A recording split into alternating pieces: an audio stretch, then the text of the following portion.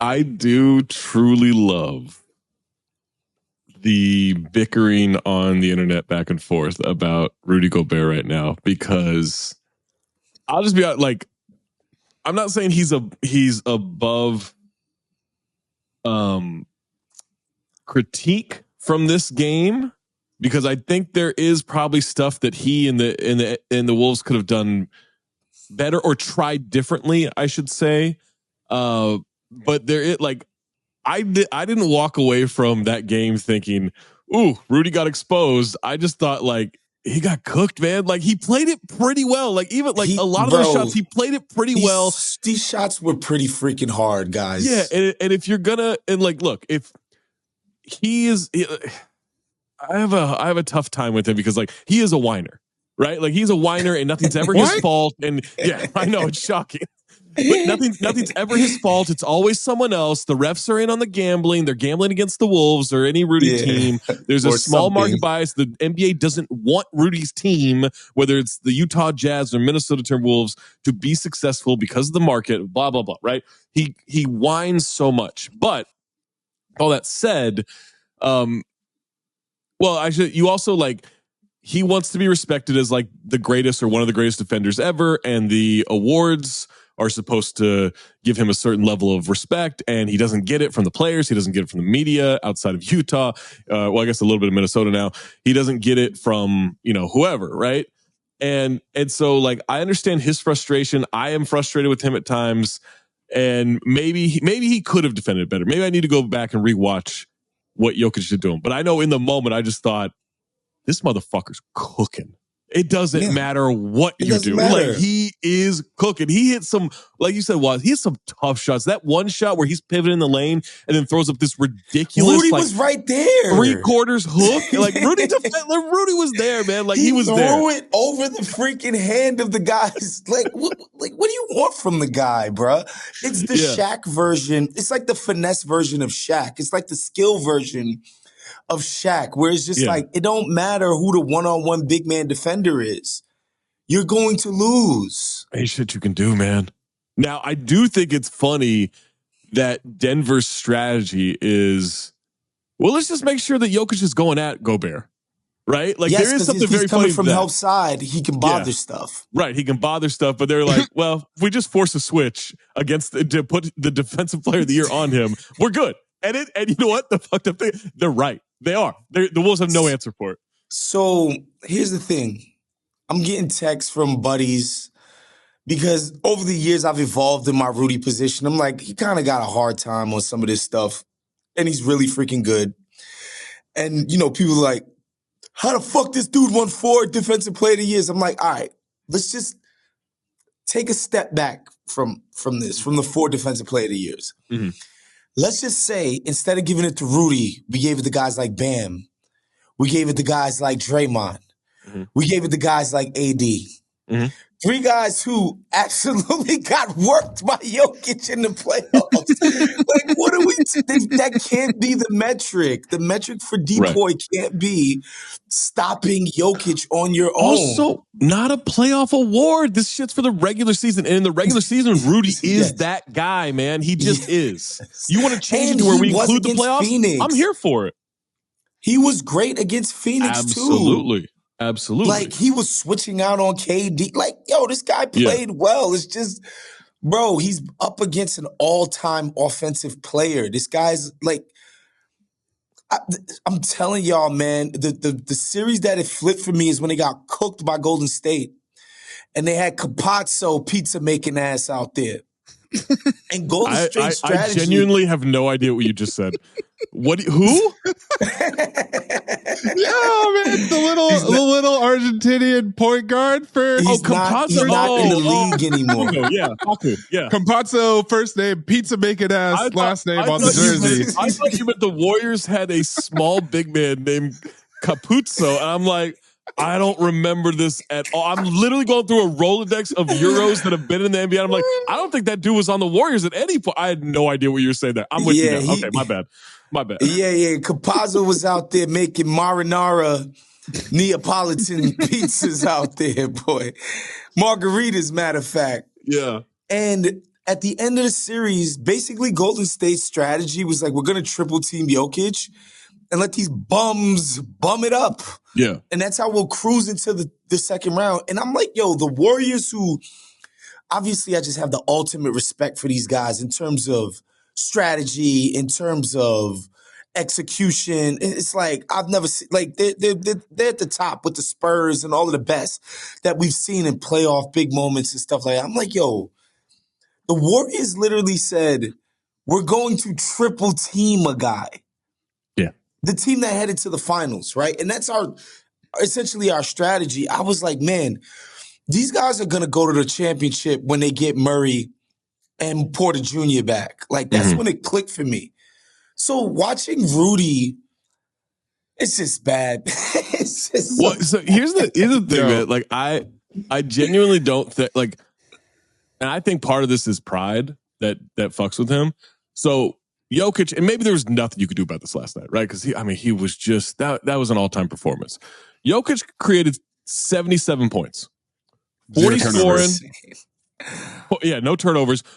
40 points scoring, 37 points off assists, off 13 assists. 13 assists for 37 points.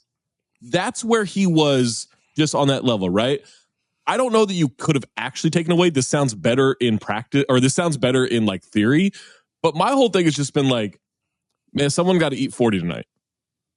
Someone has got to eat 40 tonight. We're not doubling. Now, they can run that two-man action. They can run pick and rolls. They, with him as the ball handler, all that handoff action creates, all these problems. But when he is isolated, when he's at the top, man, don't send anybody. You just got to eat those points as a defender.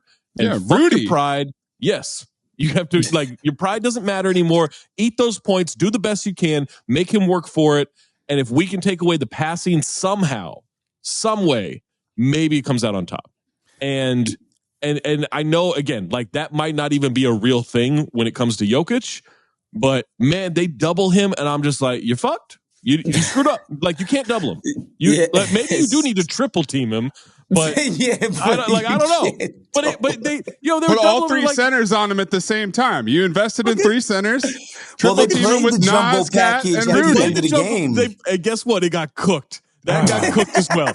Like, everything got cooked. Everything they tried last night got cooked. Like, even in Minnesota, Justin Holiday turned into fucking Klay Thompson game 6. Like, it was, there's just, I would never let him pass. And I know you can't just take that away. It's going to be stupid no matter what. Like, when he decided, and man, I had Lakers fans pissed at me last night because I was like, you could tell based on these last 3 games that Denver didn't take the first 7 games seriously. Like, oh, you're saying they didn't try? I'm not saying they didn't try. I'm saying they didn't take y'all seriously. There's a big difference. Oh, but they were close. I was like, they were close because they didn't care. I'm telling you, they knew it. A certain point. Mace, you watch this with the Warriors for years, right? Yeah. And it's the whole time. I think Dragonfly Jones tweeted this a long time. It was like, the Warriors will let you think you're in this for 44 minutes, and they'll play 4 minutes of basketball some point in the second half that ruins you. Yeah. And that's what Denver did to the Lakers. And they're not doing that. I think they didn't take the Lakers seriously. They were measured, and they did what was enough to get through that series without expending too much energy. And in the first 2 games against the Wolves, I think they were confused. Like, hold on a second. All this stuff is, and now you are seeing this team with urgency, and y'all are fucked. There's nothing anybody can do about it. Thunder, Mavs, Celtics, Knicks, y'all are fucked. Yeah, because the Thunder particularly, where Chet, God bless him. He is playing some great defense in that Mavs series. He's stoning guys at the rim. Yes, constantly. Yeah, and they're going at him too. Like, PJ's trying to dunk on him, Gaffer's trying to dunk on him, and they get him a couple of times. But he's stepping in there. Yes, his chest is gonna get caved in when he plays against Nikola Jokic. Look, I'm not saying this to be inflammatory. I'm saying this because I care about you. OKC, tank these next 2 games. Tank these next 2 games. You've had a great season. Go get you a couple of horses. For Chet's confidence. Literal horses, and come back next year and be a contender. Because you don't want this. Jokic is going to punish him severely. Yeah. It's going to be ugly. And the funny thing is, like, Denver took 35 shots in the paint. Denver doesn't really want to shoot mad threes. They're a very paint-oriented team. Yeah. 35 shots in the paint. I think they were 26 for 35 against all of this fucking size. Best defense in the world. Like, what the fuck, man? Like, Dave, do you have that clip? I agree with you. I think just like I always thought against Golden State, why I liked switching everything, because it forced Golden State to not do beautiful game, to go against their instinct, which is team-oriented, ball movement, yada, yada, yada. Yeah. It's like, no, isolation, grind it down, no movement, beat a guy one-on-one. And the Warriors don't want to play like that. So it's like, it's something they don't want to do. And so you taking them out of their strengths. I think the Jokic thing, I think Zach is right. I think you got to just let him score 50. And he might get bored at a certain point. If you let him just score, he might get looked bored last night at times. Of course he did. He hit that crease. He's like, I had to, the clock was running out. Bruh, of course my YouTube algorithm knows me so well. Right before I hopped on, it sent me the short of Jamal Murray telling the story of them playing against the Utah Jazz. And he's on his way to like 53 points in this game. And they're trying to do all different type of coverages, sending help from different sides or whatever. And Rudy's telling the coaching staff, like, no, I got it. And Jokic said, brother, I have 47. It's so funny, man. Because you know what? Everyone's like, see, he's taking this personally. He hates Rudy, blah, blah. No, like, he I doesn't. don't think he cares, man. I think he likes Rudy well enough. Yeah. I think he respects Rudy. This is what needs to be done to win. Yeah. This is it. This is the job. I love the play where he was posting up Kyle Anderson at the 3-point line, and he goes right by Kyle Anderson. He just looks and then right. Finishes with a little floater. Yeah. And Kyle Anderson and Rudy are yelling at each other, and Kyle's blaming Rudy, and Rudy's like, Kyle, what the fuck are you doing? They kept talking about it during the free throw. It's like, there's no plan here. What was the plan? There's no plan. Okay, I'm going to let him go, and then you got it, right, Rudy? And then We're going to stick to our principles. Oh, man. Yeah, it's hopeless, man. Yo, man. I legitimately thought the Wolves could win this series after 2. I still thought they could after 3. After 4, it was, all right, I don't think Aaron Gordon's going to have another game like that. I don't think the bench is going to have another game like that. But the Wolves were playing stupid basketball in game 4, right? Mm-hmm. There is you could not convince me there is a world in which Denver doesn't win this tomorrow night. Yeah, it's tough. It's tough to see because, so for me, it was game 4. Game 4 was the pivotal game. I'm like, if Denver wins game 4, they're going to go on to win this series. Because the pressure is immediately on the Wolves. Yeah, and it's 2 out of 3. They get 2 home games, even though we know they lost already. But it's like, you can't beat a team 4 times on the fucking road. Like, what? I don't think you can beat Denver 3 times yes, they were 2-0 against them. What are the odds of them going 3-0 in Denver? It's just tough. tough. Just not happening. Yeah. And for me, it's just the comfortability on offense. Because like after game 2, where it's like they're like 64 after 3 quarters, and I was like, this does not happen to this team. So and they've gotten comfortable with the size, and they've gotten comfortable with the space and the time that the space is closed, and they've gotten comfortable just creating more angles for themselves. And like now that Denver's back to playing offense, they're back to the machine learning. They're back to the fucking metronome. They're just back to the freaking automatic. It's tough, man. Because Mike Conley not gonna play. Y'all not gonna score. That's the other thing is like they don't the lack of playmaking. Alexander Walker's not like he's fine in his role. You can't bump him up to a new role. Like he's not a he doesn't have playmaker. it.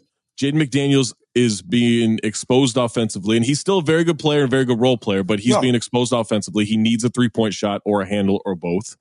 They don't I like Monty Morris as a backup point guard. Doesn't work in this series. It's too big for him. Like there's just.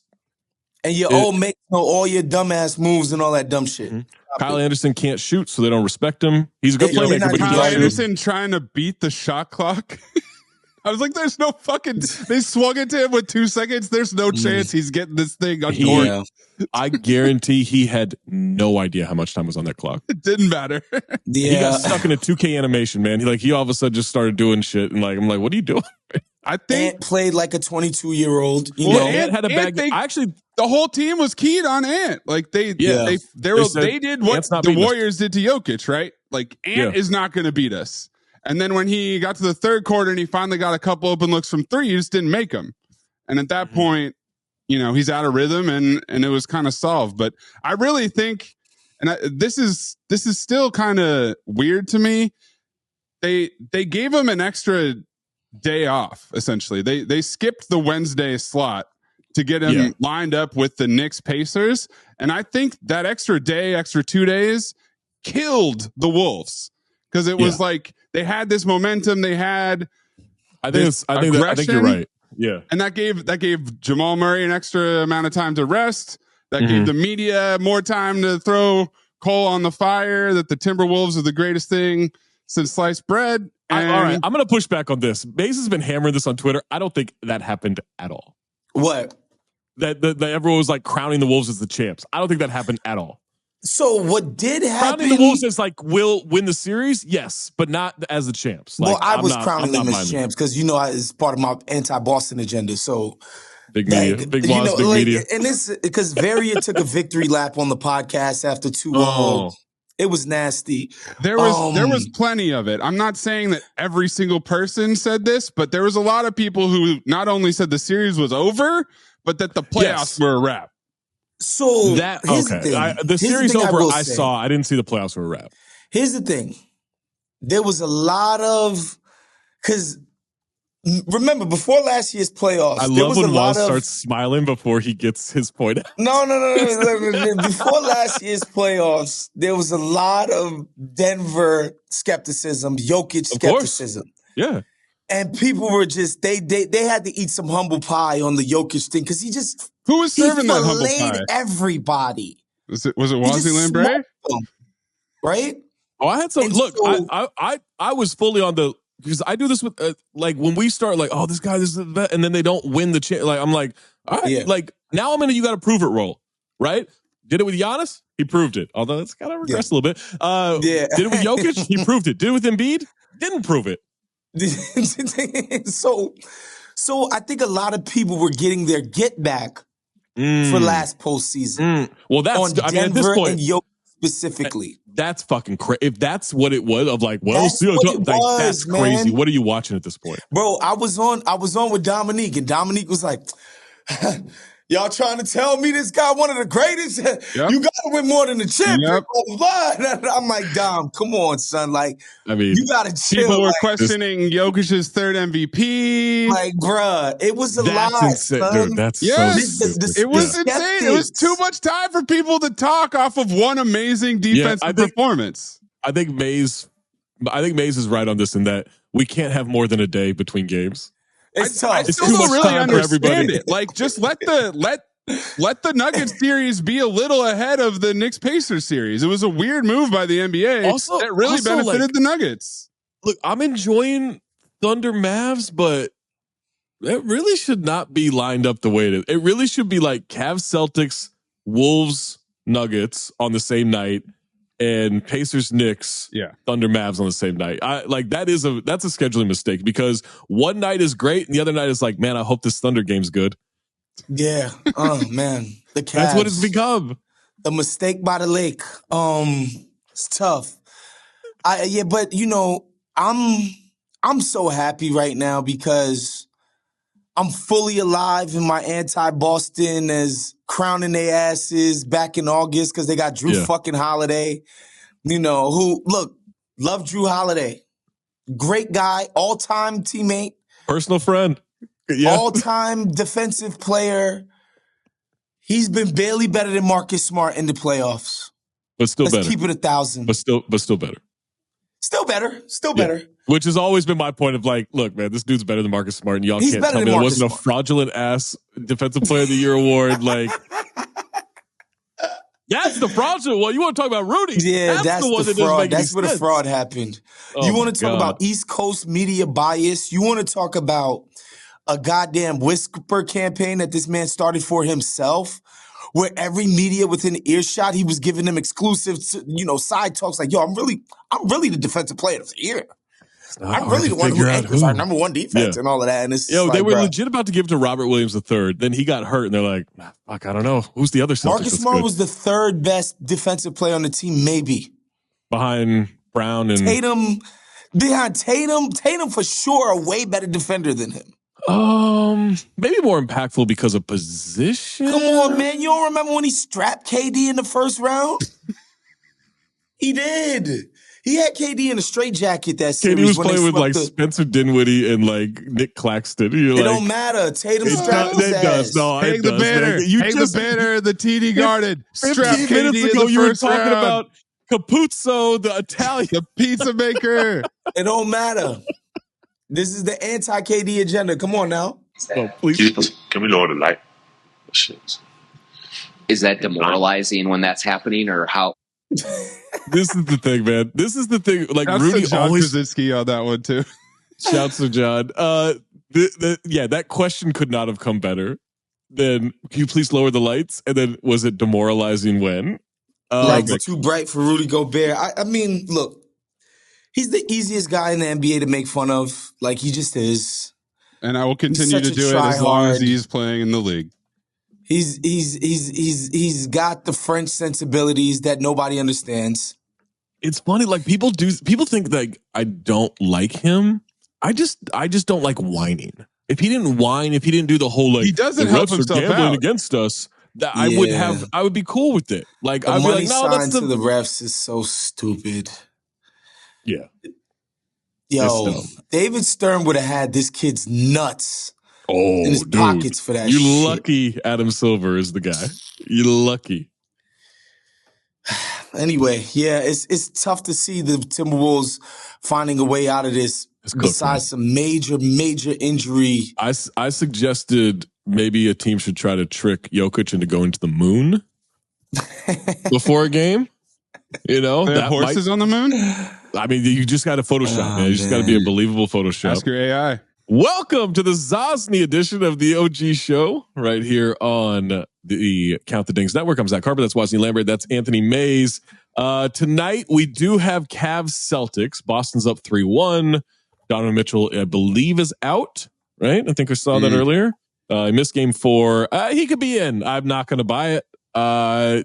I know we have an anti-Boston agenda with Woz, but I will say I didn't think anything about game 4 showed any kind of vulnerability. I thought Boston saw the team in front of them and said, yeah, we just have to do enough here to win. Yeah. And they did that. And at no point did I feel like Cleveland had control of that game. So I don't want to like kill them over that. But this is, I mean, it would have been over if Donovan played. It's over that if he's not playing. Like this is, what do you think about the idea? Someone threw this out there. Maybe KOC threw this out there, that this is the easiest pathway to the finals we've ever seen. John Hollinger then offered up the 1984 Lakers, who faced the Kansas City Kings in the first round, and then Rolando Blackman's Dallas thing Mavericks. That actually happened? The Kings were in Kansas City? Yeah. That's a thing? Right before Sacramento. They were Kansas City Kings. That's crazy. I think they might have gone to Sacramento 2 years later, or maybe the next year. But yeah, 84, they faced the Kansas City Kings, which I think was Reggie Theus. I could be wrong on that. Then Rolando Blackman's Dallas Mavericks, and then Larry Nance's Phoenix Suns before they faced the Celtics in the finals and lost in 7 games. But I mean, this is a pretty easy pathway for the Celtics, but at the same time, you just play the teams in front of you. I don't know what you're supposed to do. Yeah, I'm not like, it is what it is. It doesn't invalidate it. Like, it's not their fault. Giannis Antetokounmpo's calf was cooked, and what's his name? Julius Randle has a terrible shoulder. Well, OG's hamstring. That seems tough. That seems like an overuse injury, but whatever. Wow. Whoa. But whatever. I don't think. There's nothing to apologize, man. Like for they're playing the teams that's in front of them. They got to win. They're doing it. And it is what it is. Like, I'm sorry. Like, the Sixers were 28-8 with Embiid this year before he went down. They lost to the goddamn Knicks. Depleted. Yeah. All of that. You know, I'm sorry. I don't have time for the excuse making. Like, these guys are winning. And if they make it to the finals, they're going to have to beat a formidable opponent. And so, I have no issues with the, like, oh, how serious do we take this? Like, I'll put it like this. Them getting to the finals definitely will not have improved their standing in my mind as far as how I think of the individual guys on the team and the collective.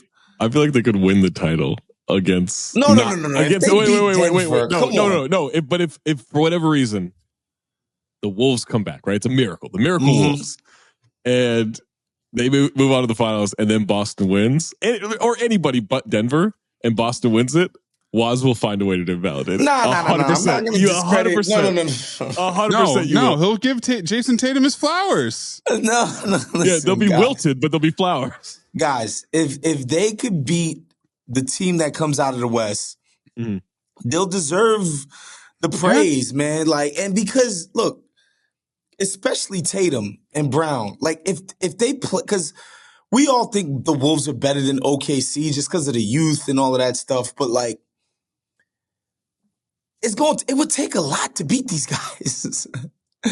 Yeah, you know what I mean. And Porzingis is limited. Like for them to do it, these guys have to play great, and so I don't foresee a scenario where these guys can be average and still win the championship. I just don't see that. Right. Whereas against the freaking Cavs, like they can do whatever the fuck they want and win that series. Yeah.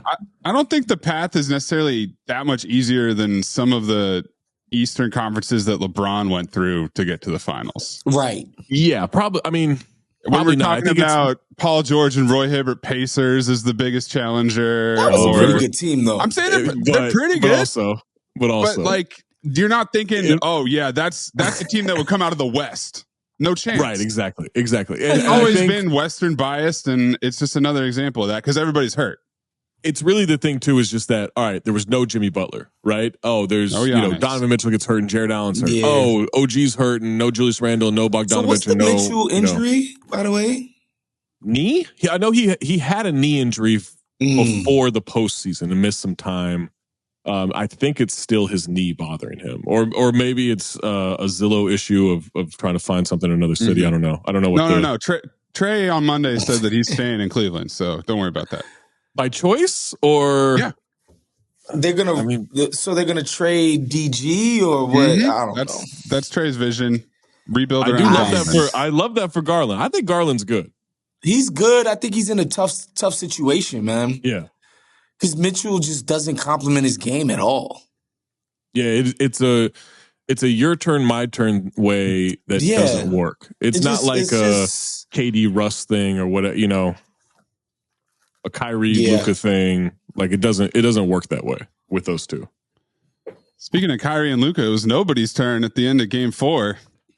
Ooh, tough. All right, I got a question. I'm not making any accusations here, okay? I'm just asking a question.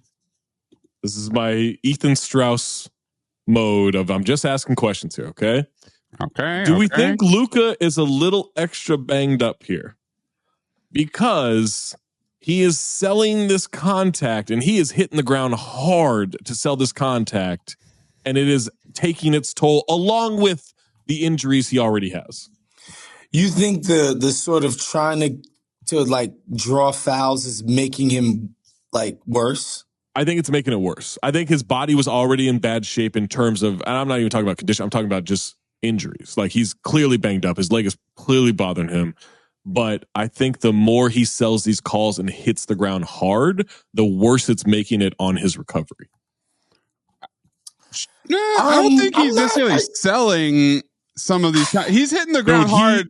He is flopping on actual fouls, but he's hitting hard. Like he went up for that loose ball and like that collision. I think it was with Dort. That wasn't faking it. He actually got slammed into the ground.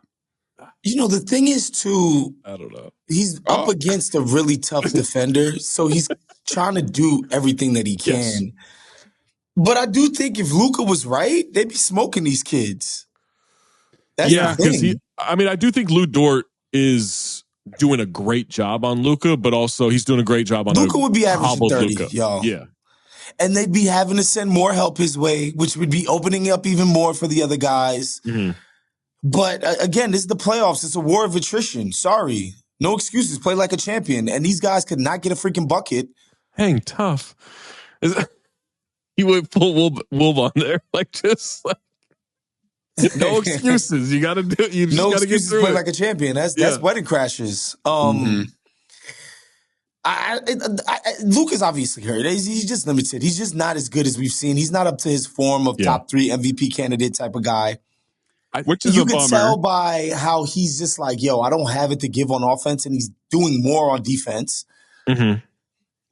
I've been impressed with the way that he's played despite being hurt, though. I think absolutely, he's being such a leader, and last game it was rebounding. And but the problem is that he there were massive stretches in the fourth quarter where they're not running anything through him because I don't think he can physically do it. I think he was thinking to himself, or maybe the Mavs were thinking this, maybe it was a collective idea of look, we get through these 5 minutes here without taxing Luka too much, then in the final 4 minutes of this, hopefully he'll have enough to do, and he just didn't.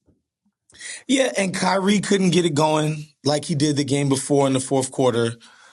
It was tough, but this is the playoffs, guys. Shea made some hard, crazy shots. Yo, he was the difference. Killer. He made some none of these shots are in the paint. None of these are threes. These are just tough, contested mid-rangers. Guys all over him. Oh, they held the Thunder to 37 minutes without making a shot in the restricted area and lost. Yeah. And it's not because they were lighting them up from 3. They held them out of the paint and didn't allow shots at the rim to go in and still lost that game. That's a crazy stat to me. The PJ Washington magic is probably going to run out at some point. I mean, he's been playing insanely good, out of his mind. Yeah, and that's really what's kept them in the series to this point. Yeah, but even if it doesn't, that only works if Kyrie and or Luka are able to be themselves when it comes down to it, right? And they mostly were in 2 and 3. Yeah. I don't know how Luka gets better. If he could just get shot up with something, to feel better. Uh-oh. I'm talking about pain meds, guys. I'm not talking about. No, you're not saying. Well, you're just saying if he gets healthy, right? Yeah, correct. He gets healthy. A little HGH, as they call it. That's what that stands for, right? Yo, I think if he could just, I still think because the Mavs are defending these guys so well. They're good, man. They're good. I still think they're right in this thing because the defense has been so reliable. But yeah, they're gonna need stuff from Luka. By the way, great Draymond quote last time. The Phoenix Suns ain't got no big man. Look, I know he's a 4-time champ and Hall of Famer and everything. Can you keep shit talking? Well, you didn't even make the playoffs. Granted, you have as many wins in this postseason as Nurk does. Yeah. But can you stop him from shit talking? No. He's defender on the court, but he's unguardable off the court, man. That's true. You just have to wait for them to clip his horrible, long-winded podcast into something digestible, and then it's good to go. All right. So, what do you think happens tonight? Boston closes. Who do you think wins this Game 5 for Thunder Mavs? Man, I think the Thunder, their crowd is going to be super riled up. They got to not do the blue shirts though.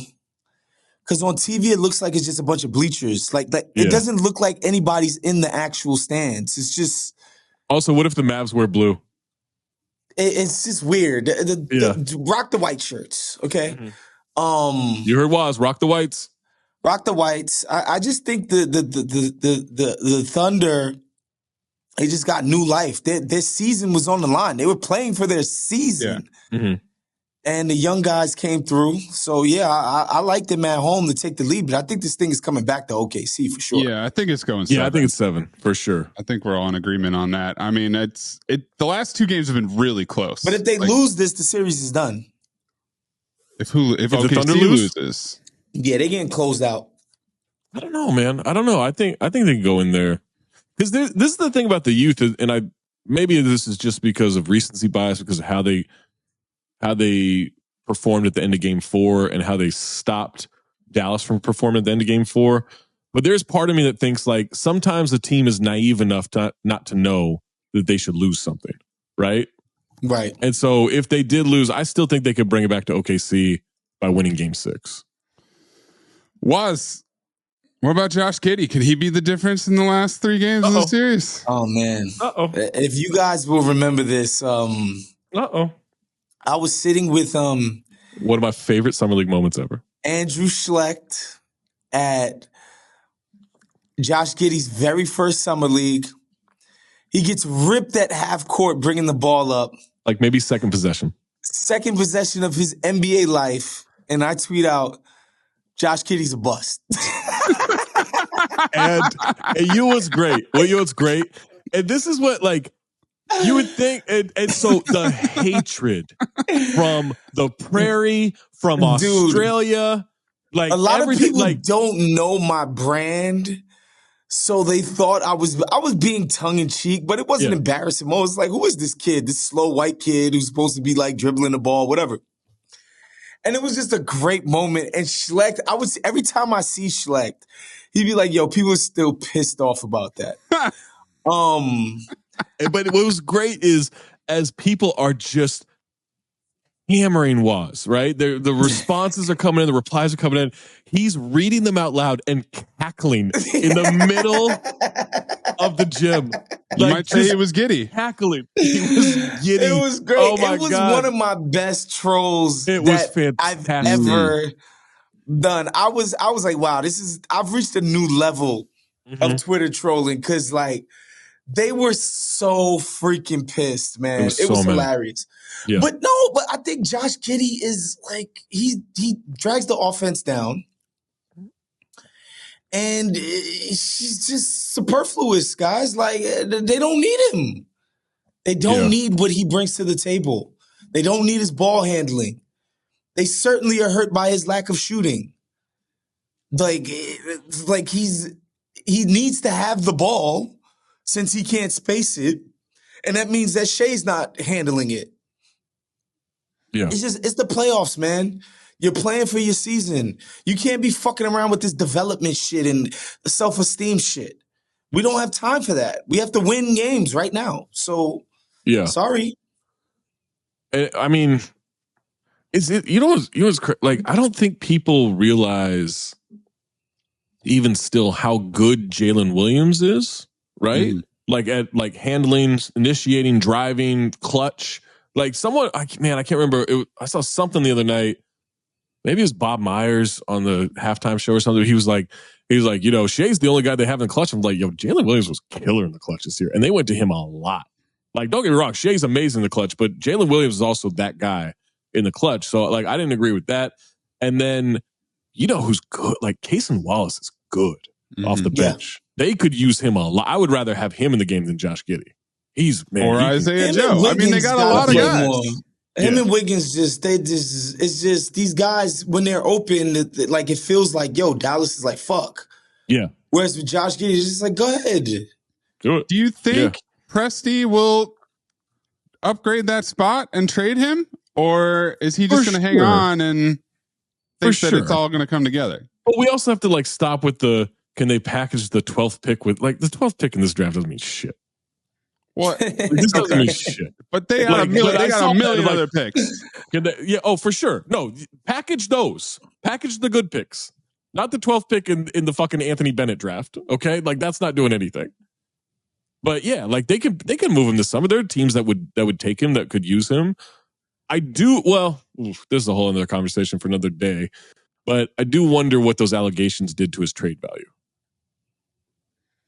Even though they supposedly like have been proven to be incorrect, but that like he still gets booed in arenas over that.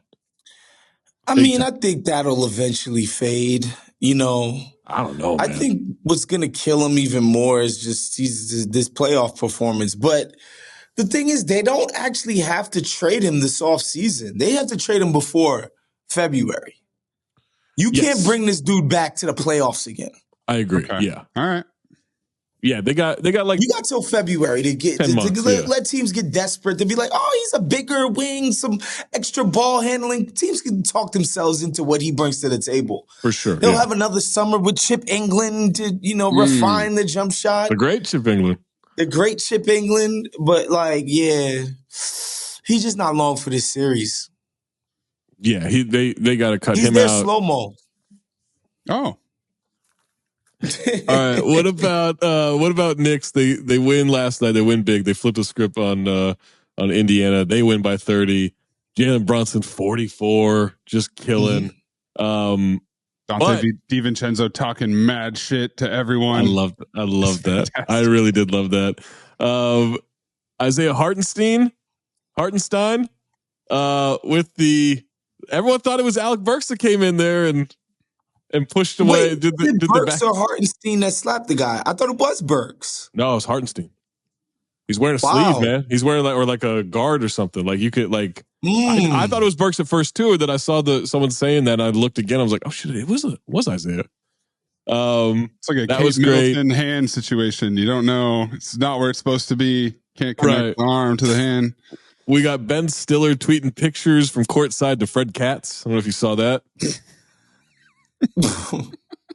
Fred Katz tweeted. Oh yeah, it is Hartenstein. It is Hartenstein smacking him. Yeah. Fred Katz when Precious lost his shoe, Fred tweeted Precious no shoe, and Ben Stiller replied to him with a shot of Precious putting the shoe back on from the sidelines. Ben Stiller he's deep into NBA Twitter. He's a sicko. He's an NBA sicko because he follows me, which I'm just like, all right, you really deep in the weeds here, bro. You've yelled really New York enough that he had to, though. Into it. Yeah. Because, like, golly, he's on it. He is locked in. And that to me, that's the most fun part. The lock-in from Knicks fans. Like, obviously, the celebrity stuff is fun. We love that. Yeah. But the lock-in is just crazy. It's just crazy.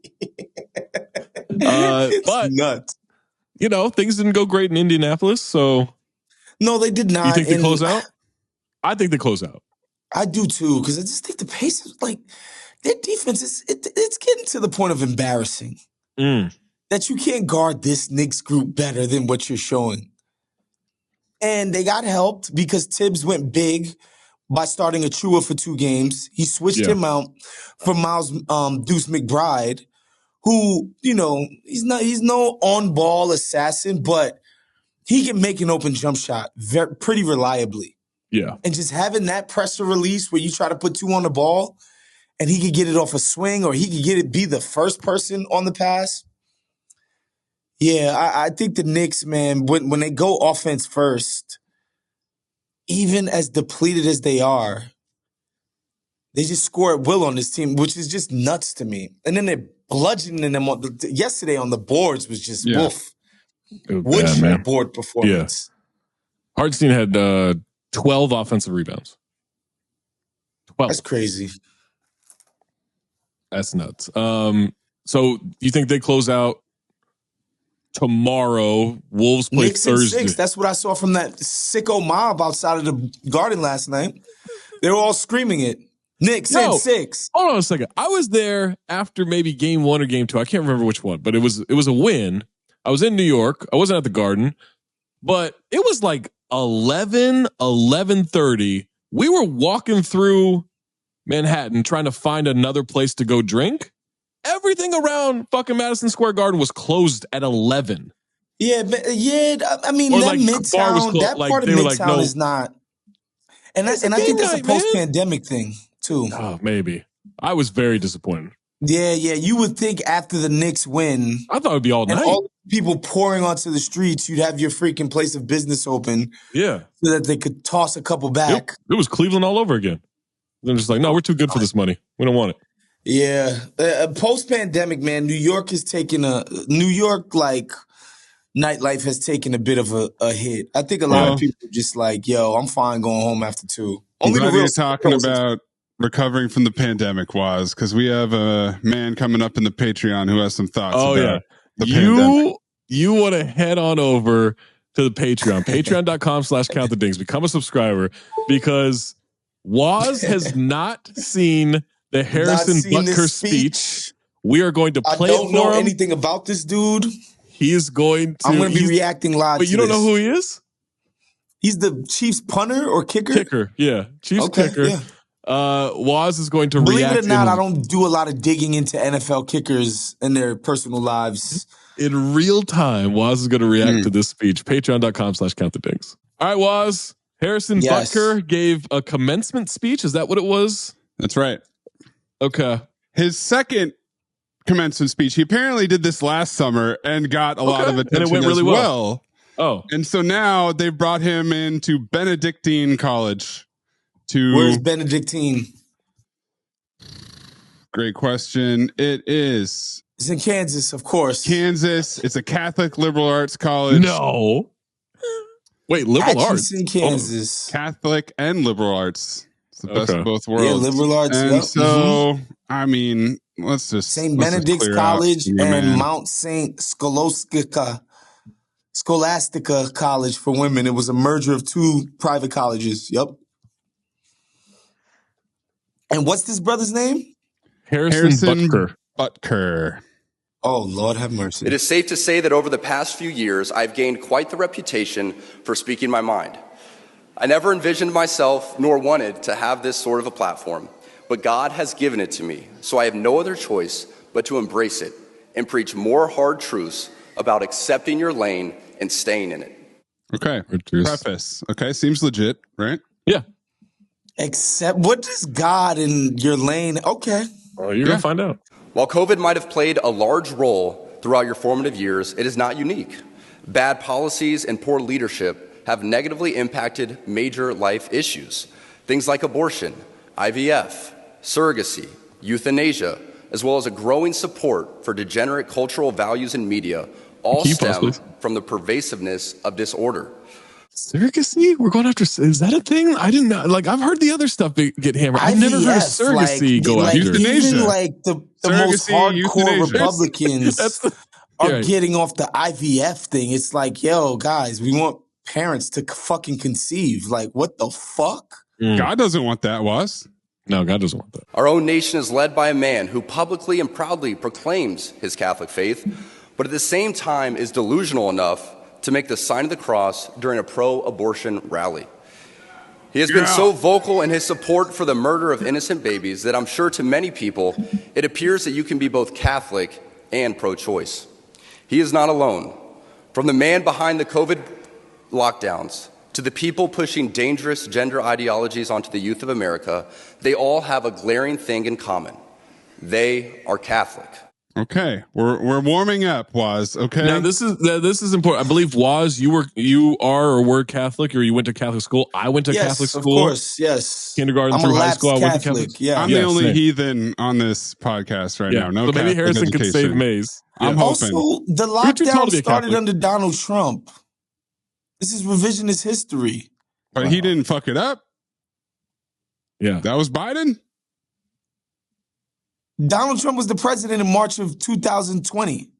Yeah, if you want to get into the details of it. Don't worry about that. That's not God's plan. Yeah. Okay? Now we're getting warm. Okay, get ready. Buckle up. I am certain the reporters at the AP could not have imagined that their attempt to rebuke and embarrass places and people like those here at Benedictine wouldn't be met with anger, but instead met with excitement and pride. Not the deadly sin sort of pride that has an entire month dedicated to it, but the true God-centered pride that is cooperating with the Holy Ghost to glorify Him. So not gays. So he's coming after the gays. He's coming after IVF. Surrogacy. He's coming after, obviously, abortion, because what could be worse than an abortion, apparently. But That's just Catholic bullet point talking points. The conservative wing of the Catholic, what you would call it, establishment. Sure. Now here's the meat and potatoes of this dish. Okay, and I'm gonna need to buckle up. This is the long clip, Was. This is gonna get good. This is gonna blow your mind. Okay. Yeah. For the ladies present today, congratulations on an amazing accomplishment. You should be proud of all that you have achieved to this point in your young lives. I want to speak directly to you briefly because I think it is you, the women, who have had the most diabolical lies told to you. How many of you are sitting here now, about to cross this stage, and are thinking about all the promotions and titles you are going to get in your career?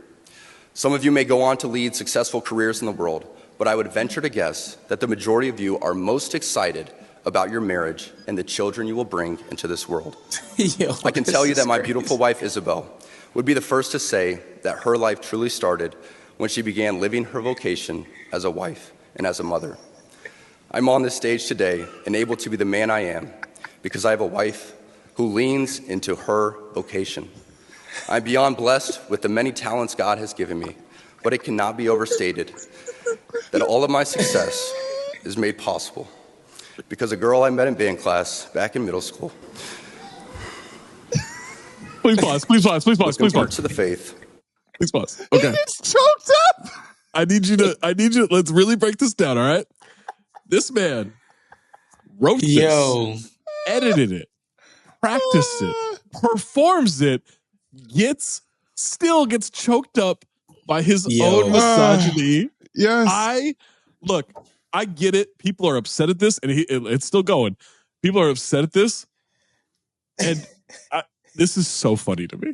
This guy is so up his own, obviously non-gay ass that that's a deadly sin. This is so funny to me. This is like to condescend to these young people that like all them jobs and those career aspirations and things you want to do for yourself and all of that. Pale in comparison. Women, Benedict, to the day you get to wash your man's drawers. Look, I know that you just spent 6 figures in debt to be in college and graduate. But make a baby already and just cook some goddamn dinner. Yeah, there's a baby crying during part of this speech when he's talking about raising children. That baby A+ for the crowd work. But yeah, incredible. He's emotional here. Okay, he can't even get through this, and so the crowd has his back. Okay, because they're with him. Become my wife and embrace one of the most important titles of all, homemaker.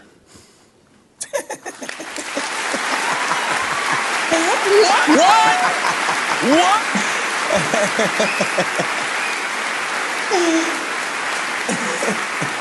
Yep. Soak it in, Harrison. Crushing it. She's the primary educator to our children. She's the one who ensures I never let football or my business become a distraction from that of a husband and father. She is the person that knows me best at my core, and it is through our marriage that, Lord willing, we will both attain salvation. I say all of this to you because I have seen it firsthand, how much happier someone can be when they disregard the outside noise and move closer and closer to God's will in their life. Isabel's dream of having a career might not have come true, but if you asked her today if she has any regrets on her decision, she would laugh out loud without hesitation and say, of course. Heck no. Heck this guy is sick in the head, bro. This guy's the greatest. He is sick in the head. It's one of the wildest fucking things I've ever seen. And it's like, even if you have traditional values, bro, it's weird to go out and say, to tell a woman or tell women that like they should look at their lives have no purpose until they're serving some dude that comes around. Like, obviously, in a relationship that's a loving one, people support each other, and your wife, husband, whatever, no different. But like, bruh, this guy is sick in the head. Even at a Catholic college, I know nobody actually believes any of that shit. Please. He also snuck a Taylor Swift lyric in there about when he said, "As my teammate's girlfriend says, familiarity breeds contempt." So he pandered with the little Taylor lyric, but have to. Woz, I want you to know that Harrison Butker's mother is a medical physicist who works in the Department of Radiation Oncology at Emory University. So, like, she's legit, like, smart as hell. Smart as hell. Has a job. Not a homemaker. There's some, yeah, right. Don't be like my mom. Be like my subservient wife. Right, like she's got like a serious career. Yeah, I don't know. Y'all know how I am with the God shit. It's just like, come on. I'm going to send that to my girl. Yep. Hey, let's make sure we're on the same page here. No notes. No. Nothing better than getting choked up on your own misogyny. For Wosny, for Maze, I'm Zach. Thank you for being a Patreon subscriber.